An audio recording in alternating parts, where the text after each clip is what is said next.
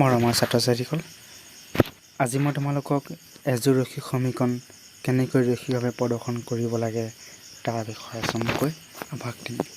এযোৰ ৰৈখিক সমীকৰণ ৰৈখিকভাৱে প্ৰদৰ্শন কৰোঁতে সেই সমীকৰণটো যদি এটাৰ বিন্দুত কটাকটি কৰে, ইয়াক বুজিবলৈ আমি দুটা চলকৰ ৰৈখিক সমীকৰণ লওঁ।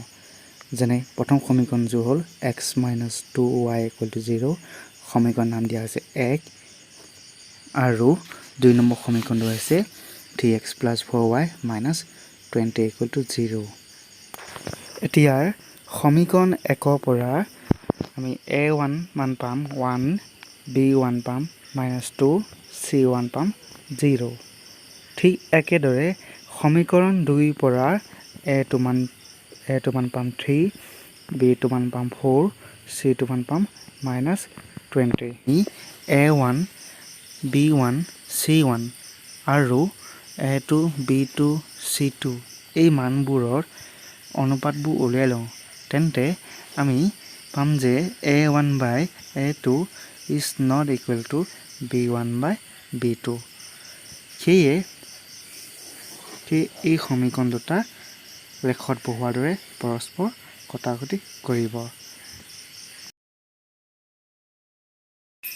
ইয়াৰ পিছত যদি এযোৰ ৰৈখিক সমীকৰণ এই চৰ্তটো মানি চলে, অৰ্থাৎ a1/a2 = b1/b2 = c1/c2, তেন্তে সমীকৰণযোৰ পৰস্পৰ মিলি যায় আৰু বীজগণিতভাৱে বিশ্লেষণ কৰিলে অসীম সংখ্যক সমাধান থাকিব।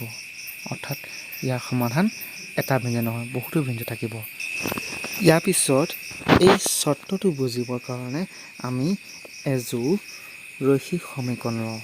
যেনে সমীকৰণটো হ'ল 2x + 3y - 9 = 0, সমীকৰণ 1, আৰু 4x + 6y - 18 = 0, সমীকৰণ নম্বৰ 2।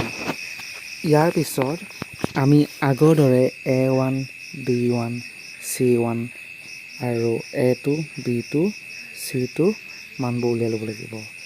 সমীকৰণ 1ৰ পৰা আমি a1 পাম 2, b1 পাম 3, c1 পাম -9, আৰু সমীকৰণ 2ৰ পৰা a2 মান পাম 4, b2 মান পাম 6, c2 মান পাম -18।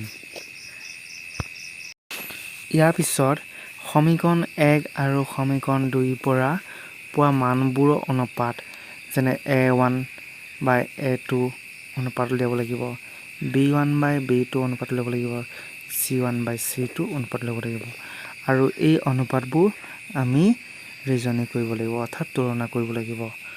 সমান হয় নে অসমান হয়, তেনেধৰণৰ।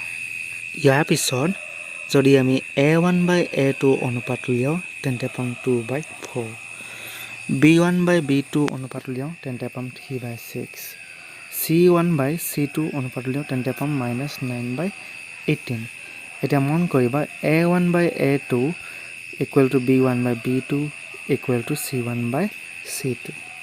সেয়ে এই সমীকৰণ দুযোৰ পৰস্পৰ মিলি যাব, ৰৈখিকভাৱে পৰস্পৰ মিলি যাব, আৰু বীজগণিতভাৱে যদি বিশ্লেষণ কৰোঁ, ইহঁত অসীম সংখ্যক সমাধান থাকিব।